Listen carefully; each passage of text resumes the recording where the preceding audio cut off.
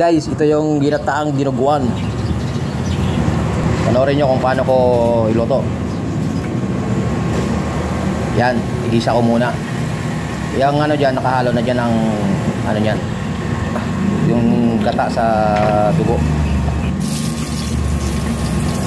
Yan, gisa-gisa lang muna. Tapos saka natin ilagay yung karne. Kanalo mo na yung karne, ilagay mo na yung karne. Lutuin ko muna yung dugo. Tuloy-tuloy mo lang yung halo para hindi siya magbuo ng dugo. Diretso na yung dugo. Tuloy-tuloy mo lang ang halo dun sa karne habang nilalagay mo yung dugo. Yung ganito, ginawa ko lang siyang ganito para hindi mabigla yung dugo. Paglagay ko, hindi mabuo doon sa ginisa ko na karne, yung laman loob. Ayan na guys, naihalo ko na yung dugo. Kung makikita nyo, ang ganda ng ano niya, sabaw niya, malapot.